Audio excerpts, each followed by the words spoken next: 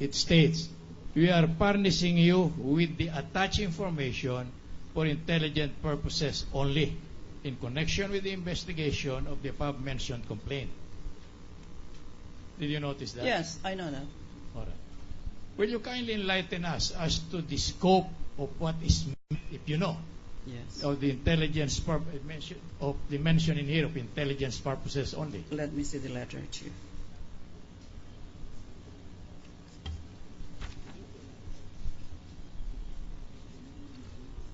When it says it's strictly confidential, it says the attached information for intelligence purposes only in connection with the investigation of the above-captioned complaints. Subject Meaning information.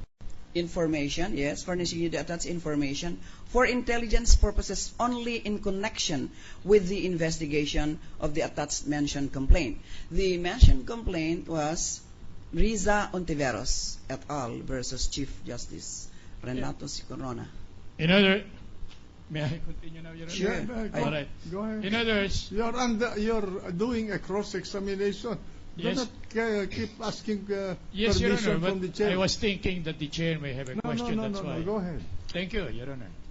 In other words, it is definite and specific that this information being relayed to you Yes. was pursuant to this alleged complaint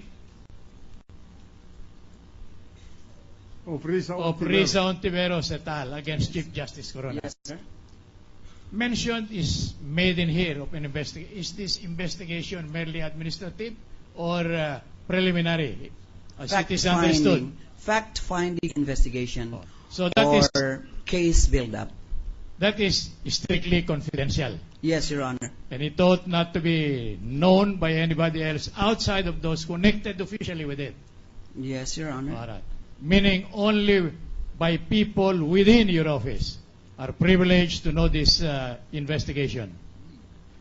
Not all members of my staff knew about it.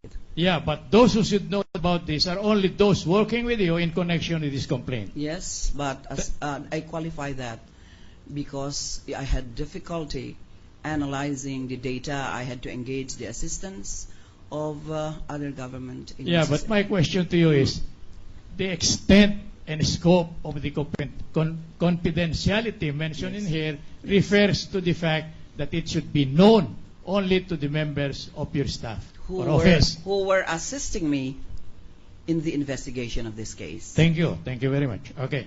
Now, if I go back to your letter to the Chief Justice Mhm. asking him to answer the alleged charges in there, you mentioned about serious misconduct in office. Kindly go over the copy if you have it.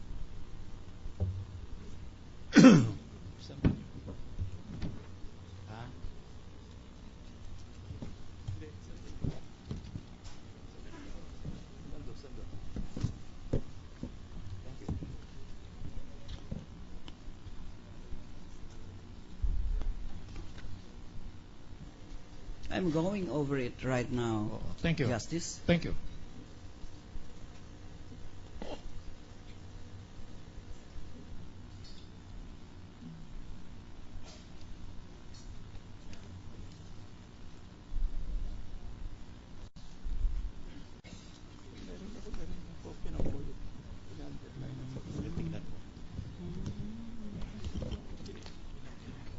What's the question?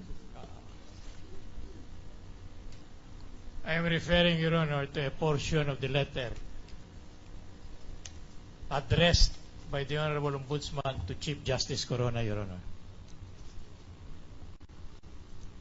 And may I refer the Honorable Ombudsman to this particular portion. Proceed. While you may only be removed from office through impeachment proceedings, this office has, as reflected earlier, the power and duty to investigate you for any serious misconduct in office for the purpose of filing a verified complaint for impeachment if warranted.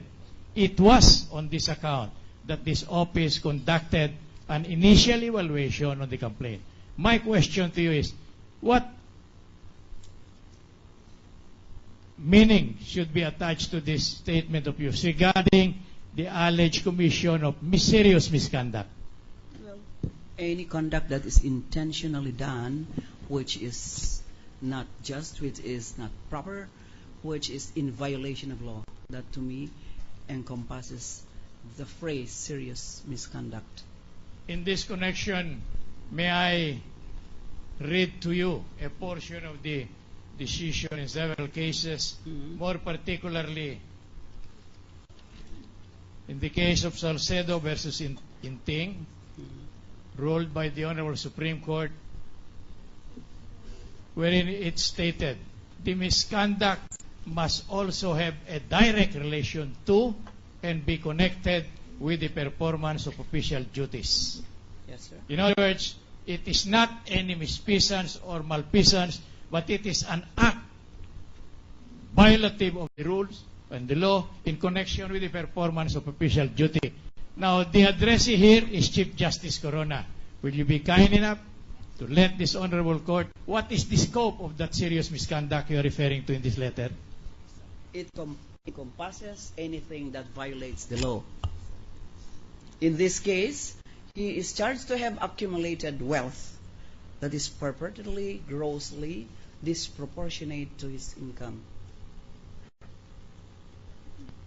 I thought, but I'll not take issue with you there because the law, the jurisprudence on the point we have placed on record, Your Honor, already. Now, when you were furnished with this report of the AMLA pursuant to your request, Yes. on the road, that the contents of the said report are accurate, correct, and in accordance with law. Whether or Based not on your the exam- contents of that report is accurate, correct, or in accordance with law, I would not have any way of knowing. I see. So that is Because beyond. that was furnished to me Yeah. by the AMLA. So that is beyond your comprehension. What do you mean beyond my comprehension? I don't understand it. Yes. Beyond my competence, yes, but not beyond my comprehension. Well, how did you understood the figures mentioned in there? Were they accurate? Were they correct? Well, the presumption is that since I was given this document, the presumption is that these are documents correctly reflected in the data of the AMLAC. What verification did you undertake, if you did, in connection with the accuracy of the figures therein stated? I could not go directly to the bank to verify whether the data entered here are correct or How not. about any of your people or person under you, Madam Ombudsman? None conducted any inquiry? From the bank? Yes. No. There were no inquiries as to whether these alleged withdrawals are covered by any withdrawal slip? No.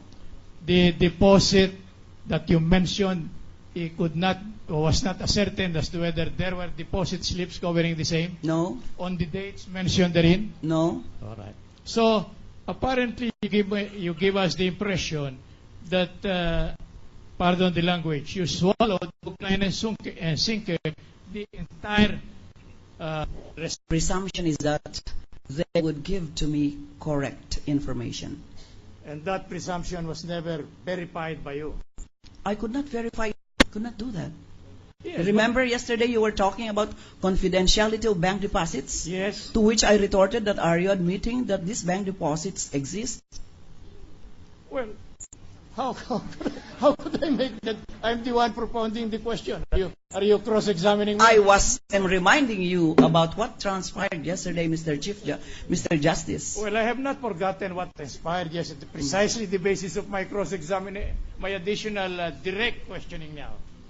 Because you have people, according to you, who have assisted you in connection with the determination In of connection the truth. Allow me with to the finish. analysis. Allow me to finish. If Your Honor, please, may we request that the Madam, witness be with your reminded. indulgence, Okay. let Allow me to let finish. the counsel finish. I submit, Your Honor. Yes, all right. Now, in that, I withdraw the former.